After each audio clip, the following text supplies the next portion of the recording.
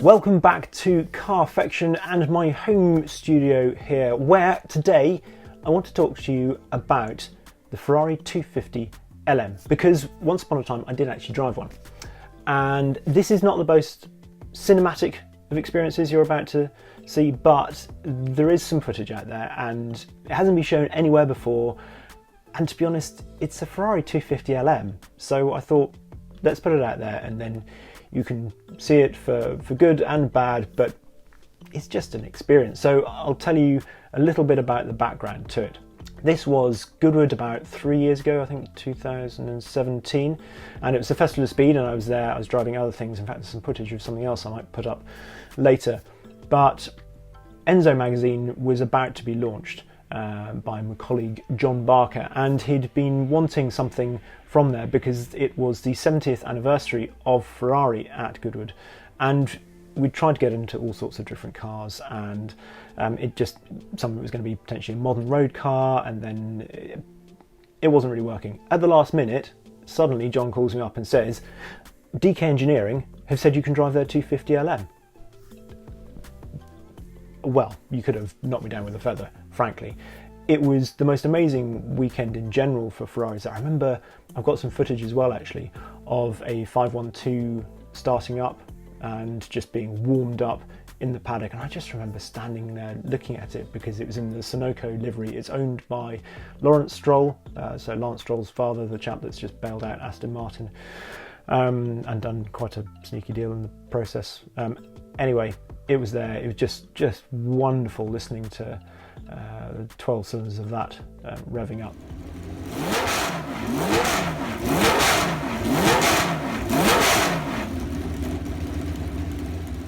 Back to the 250 LM, I remember going to the paddock.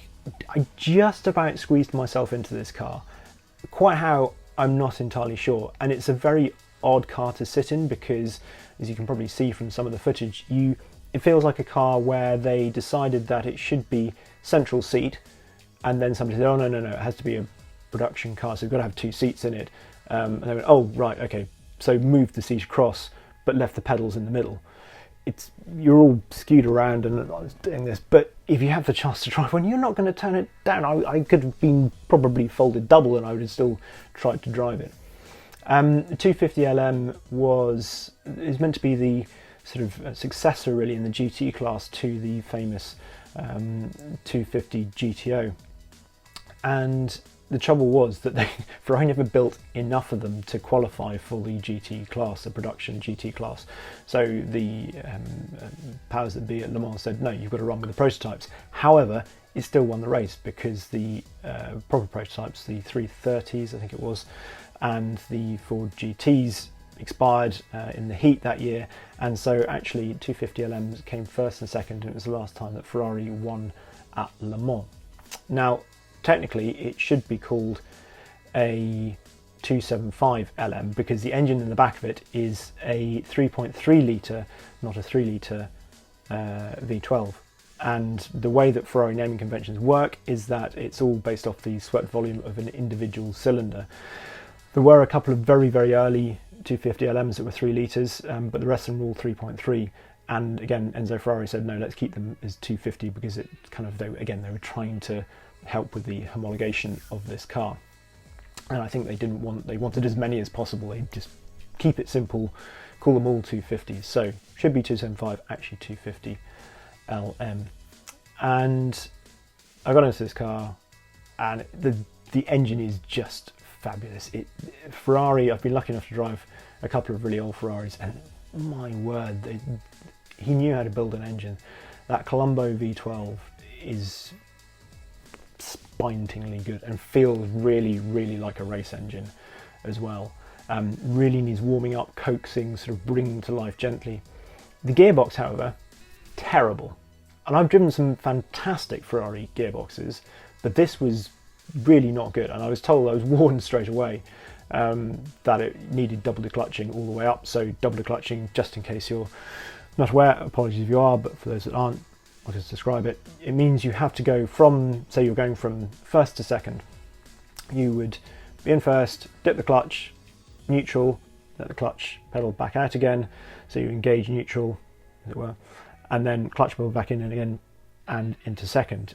If you're obviously going back down, so say you're going fourth to third, when you're in neutral, you then flip the revs, so if you're braking at the same time, heel and toe, and then you go into gear. So it's to just help ease the gearbox through.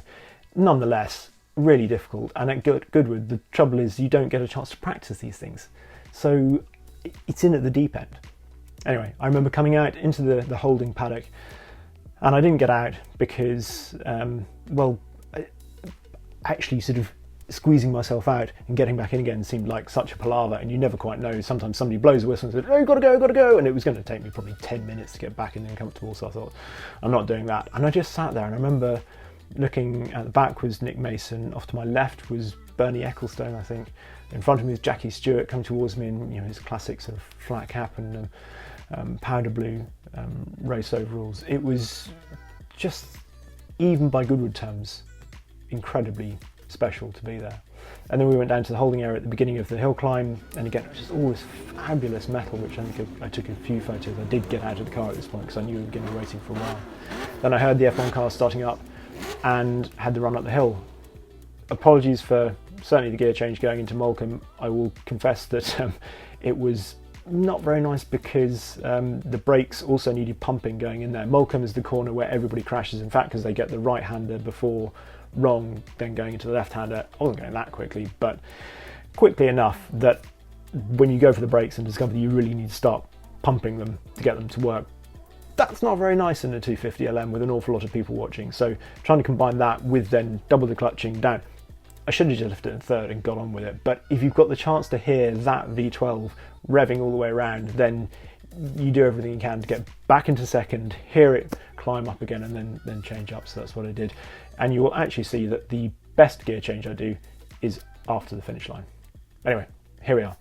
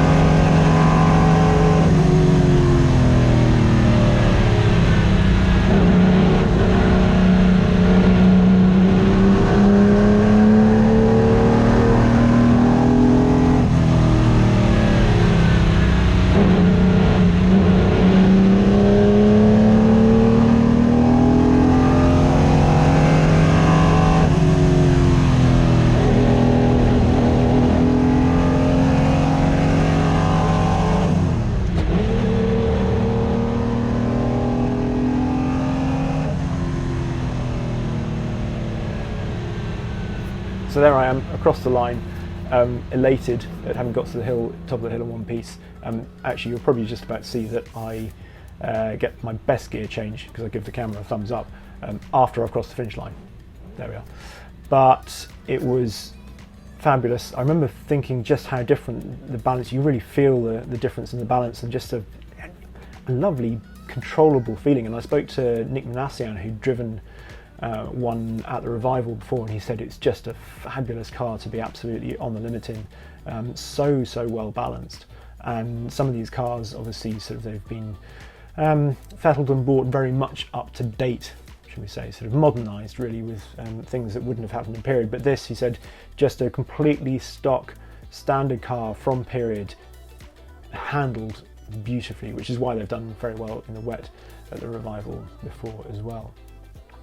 After we got to the top of the hill, I think I said a bit to camera, so if there's anything interesting, that'll go here.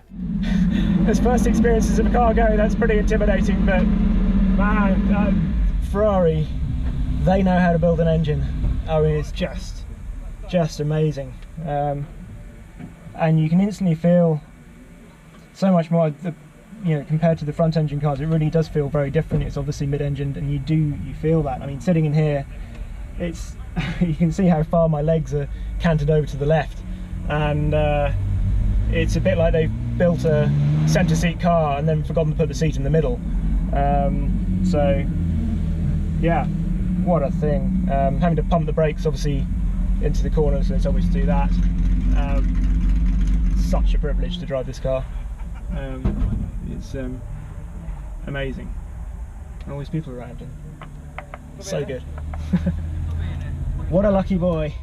So there was me looking quite sweaty and sort of happy.